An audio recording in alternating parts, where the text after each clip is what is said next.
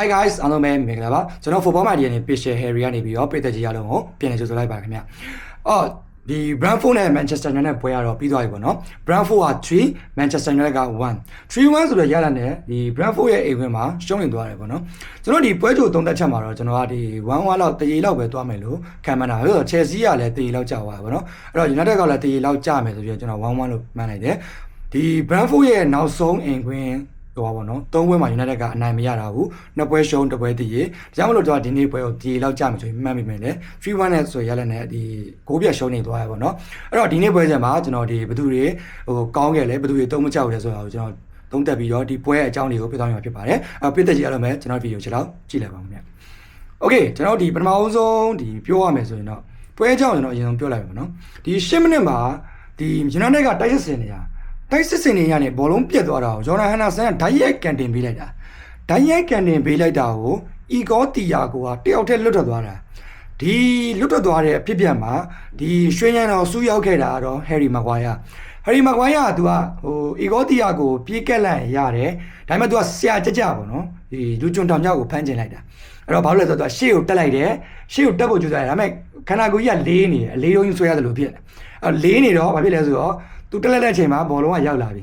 အဲ့တော့ဘာမှမထူတော့ဘူးဒီ offside ကိုဖမ်းမိမယ်လေဒီမဖြစ်သွားခဲ့ဘူးပေါ့နော် offside မဖြစ်သွားခဲ့ဘူးအီဂေါတီယာကိုကလွတ်ကျွတ်ထွက်သွားတယ်ထွက်သွားပြီးတော့ဒီကောင်လည်းလေးတယ်ဒီအီဂေါတီယာကိုလည်းလေးတယ်ဒါပေမဲ့ဒီ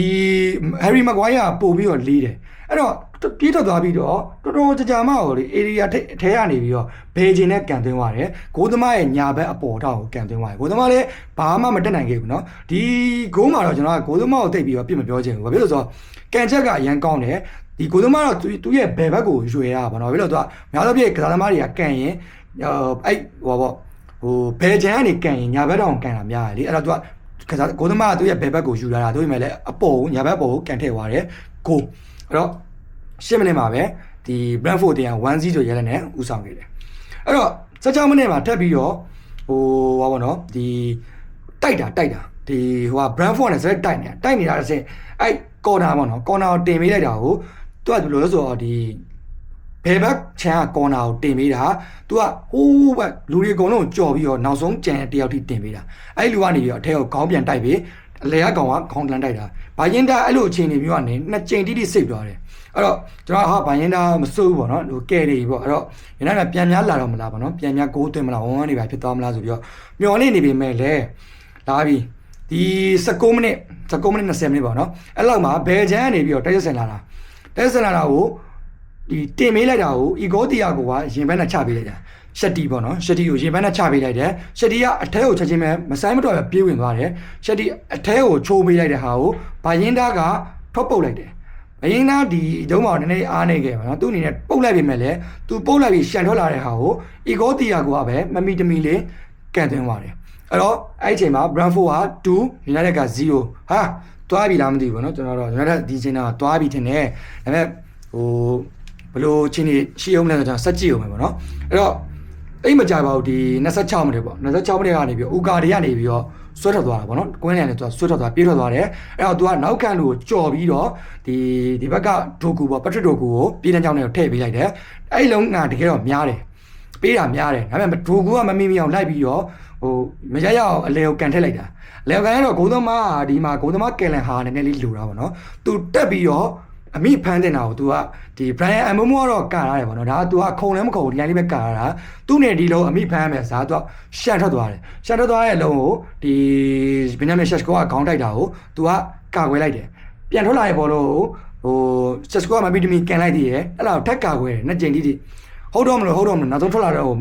ဒီ Sesko ကပဲအပြင်းဘယ်ချင်းနဲ့ကျုံးထဲသွားပါနော်အဲ့တော့ဘာမှမတတ်နိုင်ဘူးအဲ့ဒီလုံးကတော့2-1 VAR ပြန်ကြည့်မယ်လေဟိုပါပေါ့နော်ဂိုးပေးခဲ့တယ်အဲ့တော့ United ကဒီ2-1ဆိုတဲ့အနေထားမှာကျွန်တော်ကမစိုးဘူးပေါ့နော်2-1ဆိုဒီကောင်လေးဖြစ်နိုင်သေးတယ်ပေါ့နော်ပြန်လာနိုင်သေးတယ်ပေါ့အဲ့လိုကိုထင်ခဲ့ပြီမယ်လေဒီပထမပိုင်းမှာတော့ဒီတိုင်းပဲဟိုတင်ကပေးလိုက်ဒီတင်ကပေးလိုက်တိုက်စစ်စင်နှစ်သိန်းလုံးတိုက်စစ်စင်နေပဲပွဲကပြီးသွားတယ်အဲ့တော့ဒီပထမပိုင်းကဘာမြင်ရလဲဆိုတော့ကျွန်တော်တွေ့ရတာ Brentford ကသူတို့ရဲ့ဘာပေါ့နော်ဒီ strategy ကိုဘယ်လိုလုပ်လဲဆိုတော့လက်ပစ်ဘောတွေကိုဒီ goal area တွေကိုပစ်ထည့်တယ်ဒါပေမဲ့ United ဟိုပါပေါ့နော်ခံစစ်တက်ဟိုဒီဂိုးသမားဘယင်းတာမစိုးဘူးဗျ ဒီလက်ပြပေါ်တဲ့အကောင်လုံးသူကကာကွယ်ပြီးတော့တက်ပုတ်ထွက်ပုတ်တာပေါ့နော်ထွက်ပြီးတော့ပုတ်တယ်ရအောင်ပုတ်ပြီးတော့ကာကွယ်တယ်ပေါ့ဖန်နဲ့မိဖန်နဲ့လုံးနေလဲဖန်သွားနိုင်တာကိုကျွန်တော်တွေ့ရတယ်အဲ့တော့ဒီပထမပိုင်းမှာတော့2-1ဆိုရရက်လက်နဲ့ United ကရှုံးနေတယ်အဲ့ဒုတိယပိုင်းမှာကျွန်တော်တို့ကပြန်လာမလားစောင့်ကြည့်နေနေဒီ86မိနစ်မှာ United တရေကျသွားနိုင်တဲ့ moment တစ်ခုဖြစ်သွားခဲ့တယ်ဒီဘိုင်အမိုမိုကို calling ကလမ်းဆွဲတာပေါ့နော်လမ်းဆွဲတာကို penalty ပေးလိုက်တာကို Bruno Fernandes ကဂိုးသမားရဲ့ညာဘက်အောက်ကိုကန်လိုက်တာဘယင်းတာsorry ဘယင်းတာတော့ဖြစ်တယ်ကာလာဟာ save သွားတယ်အဲ့တော့အဲ့ moment ကဟိုပါပေါ့ဒီ United အတွက်စိတ်တက်ကျသွားစေတဲ့ moment ပဲအဲ့မှာတူတူတွေဖြစ်သွားမယ်ဆိုရင်ပြောလို့မရဘူးပေါ့နော်ဒီနောက်ဆုံးမိနစ်တွေပိုင်းမှာ3-2တွေပိုင်းနဲ့ United နိုင်သွားနိုင်တယ်သို့တော်လည်းပဲအဲ့ penalty မဝင်သွားအကျိုးကျေးဇူးကဘယ်လိုဖြစ်သွားလဲဆိုတော့ဒီ65မိနစ်ပေါ့နော်65မိနစ်မှာကောင်တာပေါက်လာတာအဲ့ကောင်တာပေါက်သွားတဲ့အဓိကတရခန့်ဟာကိုဘီမင်းနူကအဲ့ဘောလုံးကိုသူကမမီတမီနဲ့ဟောပြလိုက်တာသူပေါ့တာပေါ့နော်သူပေါ့တာဆိုဘောလုံးကတစ်ချက်ရှေ့ထွက်သွားတာရှေ့ထွက်သွားသူက50-50အချိန်ကြီးဖြစ်သွားတယ်ဖြစ်သွားကြအောင်မမီတမီနဲ့ထိုးပေးလိုက်တာရှေ့ရကောင်ရကျင်နေရကောင်ရဆိုပြီးတော့ဒါပေမဲ့သူထိုးပေးလိုက်တဲ့လုံကမကောင်းဘူးနောက်တန်းကဖြတ်ထုတ်လိုက်တာကျွန်းထွက်သွားတဲ့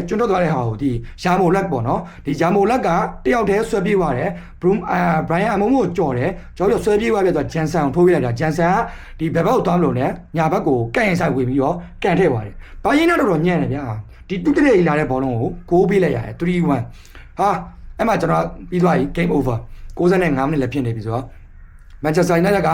3-1ဆိုရလိုက်တယ်ရှုံးနေသွားခဲ့တယ်ဒီပွဲစဉ်မှာကျွန်တော်ဒီ Brentford တင်ပါပါเนาะဒီနေ့အားရဆုံးအကြိုက်ဆုံး player ကတော့ဒီ Igor Thiago ပဲဖြစ်ပါတယ် Igor Thiago ကိုကျွန်တော်ဒီပွဲစဉ်ရဲ့ man of the match ပါကျွန်တော်ရွေးချယ်ပေးခြင်းနဲ့သူ့အနေနဲ့2ဂိုးတိတိရအောင်တွင်း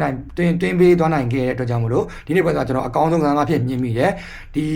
ဟိုပါပေါ့เนาะ Manchester United မှာကျွန်တော်အကောင်းဆုံးကစားသမားကိုကျွန်တော်ရွေးရတာအရန်ခက်တယ်ရွေးရအရန်ခက်တယ်ဘာလို့လဲဆိုတော့တင်းလုံးမကောက်ဘူးတင်းလုံးကမကောက်ဘူးတင်းလုံးကအသုံးမကျဘူးတော်တော်စိုးတယ်performance ကလည်းလုံးဝမကောက်ဘူးဒါပေမဲ့လည်းကျွန်တော်ဒီနေ့တကိုးသွင်းပေးသွားခဲ့တယ်ဒီ Benjamin Sesko တော့ကျွန်တော် United ရဲ့အကောင်းဆုံးကစားသမားဖြစ်ရွေးချယ်ရင်းနဲ့ပဲကျွန်တော်ရဲ့ဒီ Brentford 3 Manchester United 1 video ကိုကျွန်တော်ဒီမှာပဲအဆုံးသတ်ချင်ပါတယ်ကြည့်ပေးတဲ့ကြီးအားလုံး Harry ကနေပြီးတော့ကျေးဇူးတင်ပါတယ်ခင်ဗျာကျွန်တော် channel လေးကိုလည်း subscribe လုပ်ပေးကြပါဦးအားလုံးပဲကျေးဇူးပါ